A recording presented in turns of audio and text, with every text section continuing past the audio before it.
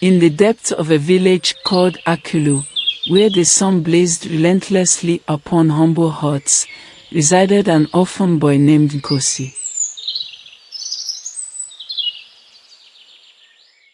His life had been a torrent of misery since the day his parents succumbed to a mysterious illness, leaving him alone and scorned by his fellow villagers.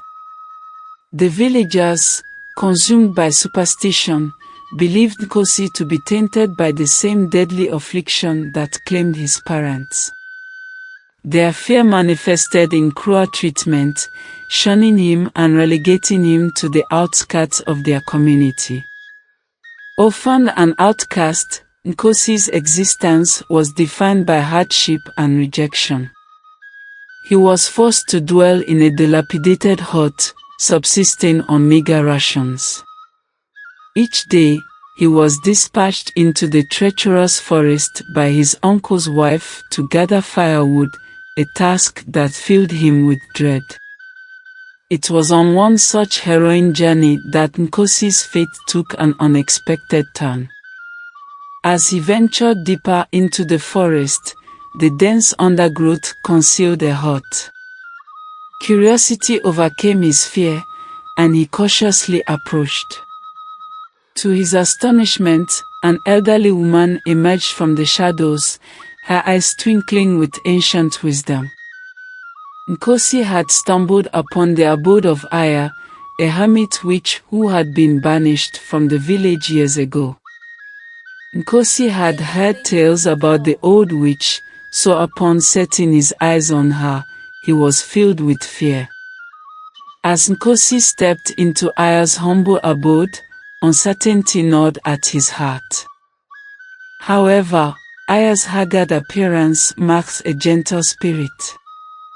She welcomed him with open arms, offering warm food and a comforting embrace. For 2 days, Nkosi remained with the witch in her isolated hut. During this time, a profound connection formed between them. Aya shared her wisdom and her knowledge of the forest. She taught him how to fend for himself in the forest and how to heal with medicinal herbs. Nkosi listened intently, his eyes wide with wonder. For the first time in his young life, he felt seen and accepted.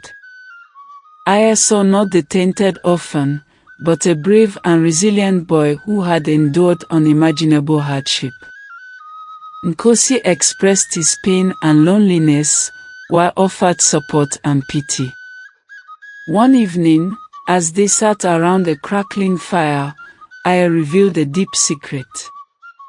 "My child," she whispered, "you are not cursed. Your parents' deaths were not your fault. A strange illness had come upon them when you were just a baby. I tried to explain this to the high chiefs and also warn them of a greater calamity ahead which led to my banishment." Nkosi's heart skipped a beat. For years, he had carried the burden of guilt and shame. But now, with Aya's words, a glimmer of hope began to emerge. The following morning, Aya bestowed upon Nkosi a parting gift, a weather-talking drum. She whispered, "This drum possesses a magical power. Strike it, and make a wish, and it shall be granted. But beware, you have only one wish to make." Nkosi bid farewell to Aya, forever grateful for her kindness and wisdom.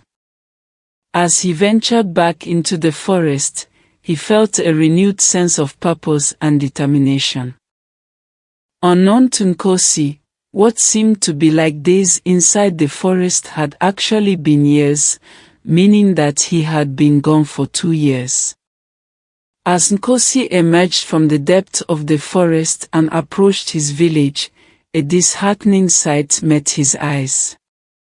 The once bustling settlement was shrouded in an eerie silence, its inhabitants stricken by a mysterious illness.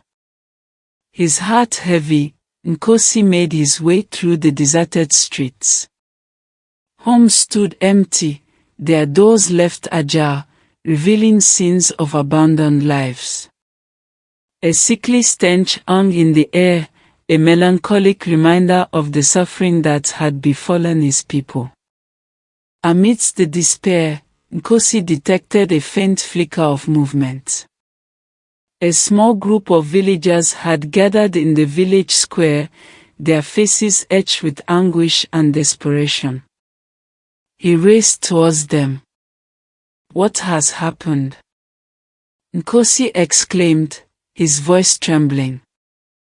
The villagers looked up, their eyes filled with both sorrow and a glimmer of recognition. An elderly woman stepped forward, her voice strained.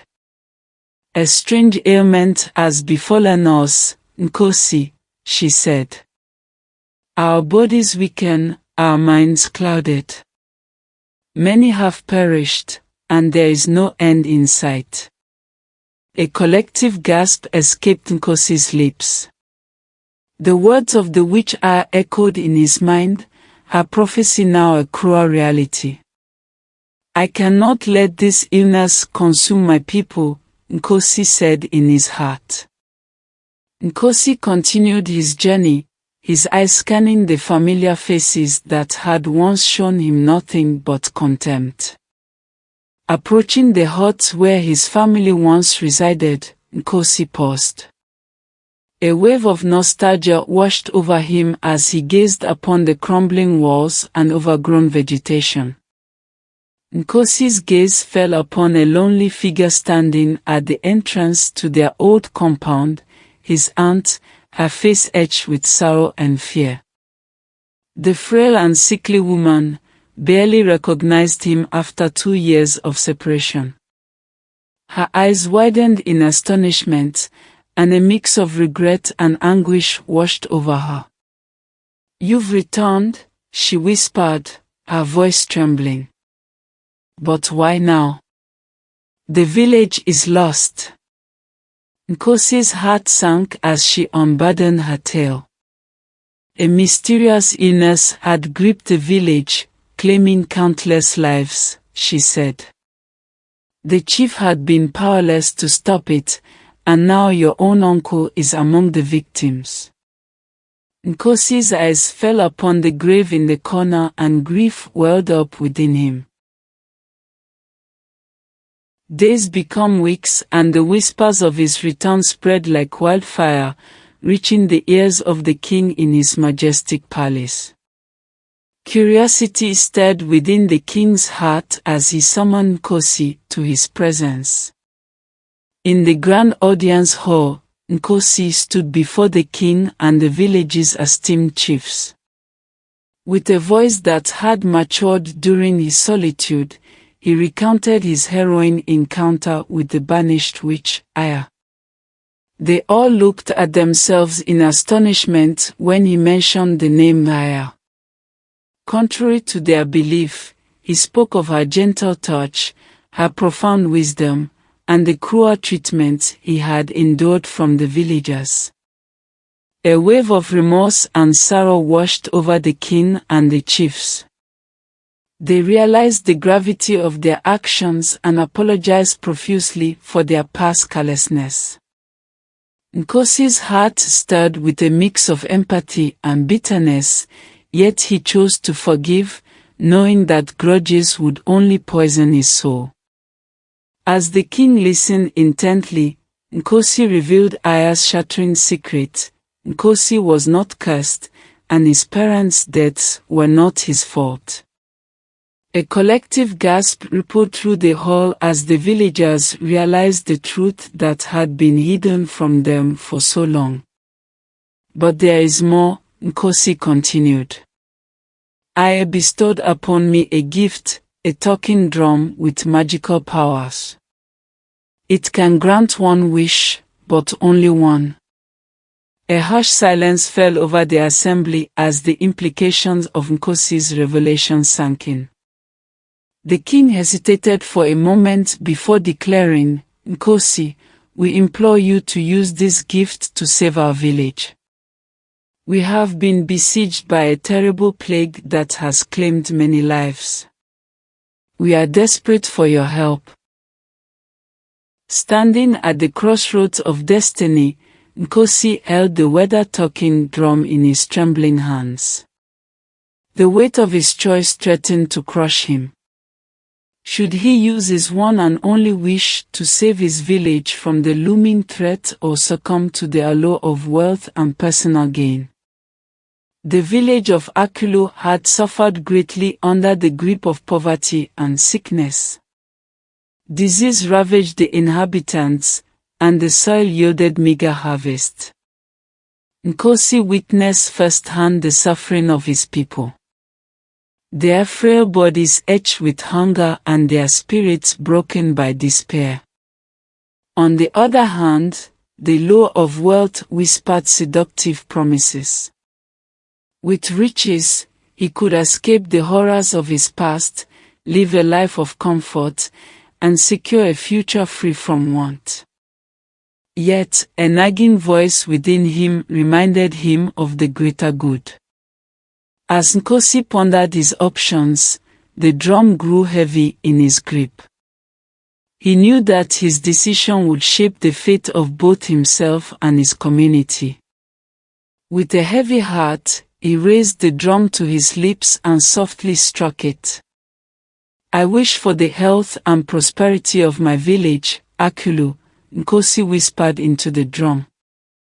As the words left his lips, the drum vibrated violently and a blinding light erupted from its maw. The ground beneath Nkosi's feet shook, and the trees around him swayed as if in reverence for his sacrifice. In that instant, the curse that had plagued Akulu vanished. The sick regained their strength, the crops flourished, and the village was finally able to break free from its shackles of poverty. The villagers, once filled with fear and superstition, now rallied around Nkosi, their savior and their hope. Although Nkosi had chosen a path of selflessness over personal gain, he found that his decision had brought him a wealth far greater than any material treasure.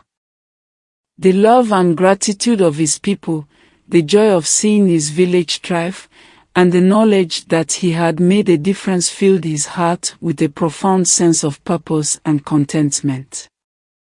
And so, Nkosi became a symbol of hope and redemption for the village of Akulu. His story, passed down through generations, served as a reminder that the greatest wealth is not found in material possessions, but in the boundless power of compassion and the unwavering belief in the potential of a community united.